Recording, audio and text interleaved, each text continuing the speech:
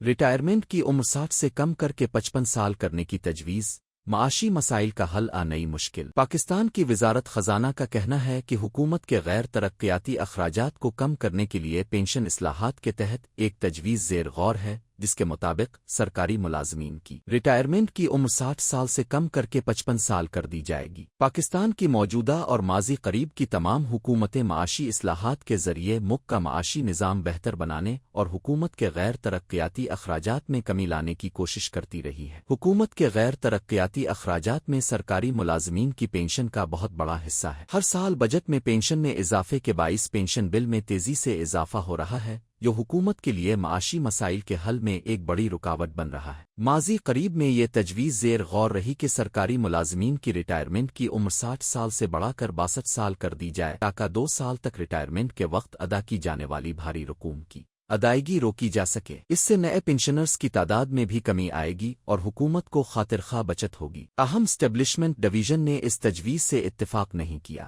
وزارت خزانہ کے حکام کے مطابق اب ایک نئی تجویز زیر غور ہے کہ سرکاری ملازمین کی ریٹائرمنٹ کی عمر 60 سال سے کم کر کے 55 سال کر دی جائے۔ اب سوال یہ پیدا ہوتا ہے کہ ایسا کرنے کی صورت میں بیک وقت بہت سے ملازمین ریٹائرمنٹ کی عمر کو پہنچ جائیں گے اور حکومت کو ان ریٹائرڈ ملازمین کی پینشن اور دیگر مراعات کی ادائیگی کے لیے بڑی رقم درکار ہوگی۔ تو ایسے میں بچت کیسے ممکن ہوگی؟ ابھی تک یہ محض تجویز ہے اور اس پر غور جاری ہے، اور حکام کے مطابق یہ تجویز IMF کی طرف سے دی گئی ہے، تاہم اس پر کوئی حتمی فیصلہ نہیں ہوا۔ حکام کا موقف ہے کہ ریٹائرمنٹ کی عمر میں 5 سال کی کمی سے پینشن کی ادائیگی میں کمی لائی جا سکتی ہے۔ حکام کے مطابق اس فیصلے کو تمام اداروں میں یکساں طور پر نافذ کیا جائے تو پینشن اخراجات سالانہ 50 ارب روپے تک کم ہو سکتے ہیں۔ جب حکام سے پوچھا گیا کہ اچانک زیادہ تعداد میں ملازمین ریٹائر ہوں گے تو اس کا بوجھ اس سکیم کے متوقع نتائج کے برعکس نہیں ہوگا، ان کا جواب تھا کہ اس بوجھ کو مد نظر رکھتے ہوئے اس کے مرحلہ وار نفاذ پر غور کیا جا رہا ہے۔ طویل عرصے سے معیشت کو کور کرنے والے صحافی شکیل احمد کا کہنا ہے کہ وفاقی پینشن بل اس وقت 1 کھرب روپے سے تجاوز کر چکا ہے،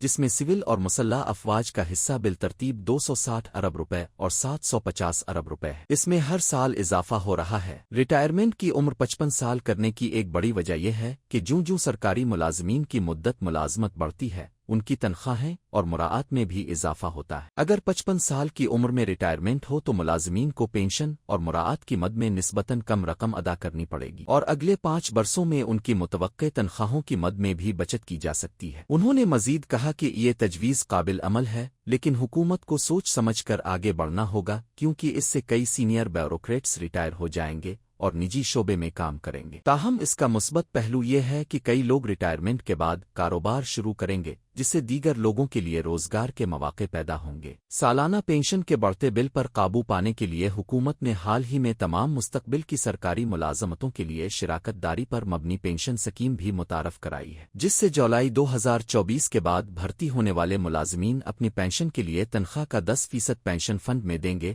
اور حکومت اس میں 20% شامل کرے گی، جس سے مستقبل میں حکومت کا پینشن کا بل مزید کم ہونے کا امکان ہے۔ معاشی ماہر ڈاکٹر ساجد امین کا کہنا ہے کہ حکومت کے پینشن اخراجات وفاقی عسکری صوبائی قابو سے باہر ہو رہے ہیں۔ 2011 میں 166 ارب روپے سے یہ اخراجات 2021 میں 988 ارب روپے تک بڑھ چکے تھے، جو معاشی دباؤ کا سبب بن رہے ہیں۔ کسی نہ کسی طریقے سے اس بوجھ سے نکلنا ہی حکومت کے لیے فائدہ مند ہو سکتا ہے۔ ریٹائرمنٹ کی عمر 2 سال بڑھانے کی تجویز ایک وقتی ریلیف تھا تاکہ فوری طور پر ریٹائر ہونے والے ملازمین کی ادائیگیاں 2 سال کے لیے مؤخر ہو جائیں گی، لیکن 5 سال مدت ملازمت کم کرنے سے حکومت کو فوری طور پر نہ صحیح لیکن طویل مدتی ریلیف ضرور ملے گا۔ اس سے وقتی طور پر معاشی بوجھ پڑ سکتا ہے، لیکن مستقبل میں اس سے نہ صرف معاشی مسائل میں کمی آئے گی بلکہ بیوروکریسی میں اصلاحات کا راستہ بھی کھلے گا۔ ان کا کہنا تھا کہ اس سے ایک فائدہ یہ بھی ہوگا کہ جلدی اسامیاں خالی ہوں گی تو بیوروکریسی میں نیا اور جوان خون شامل ہوگا۔ یہ اقدام سرکاری اداروں کی استعداد کار کو بڑھانے اور جدید دور کے تقاضوں سے ہم آہنگ ملازمین کی بھرتی کا دروازہ کھولے گا۔ ڈاکٹر ساجد امین کے مطابق اس فیصلے کا اطلاق اتنا سادہ اور آسان نہیں ہوگا، بلکہ اس کے لیے تکنیکی بنیادوں پر بہت سے مراحل طے کرنا پڑیں گے، جس کے بعد اس پر عمل درآمد ممکن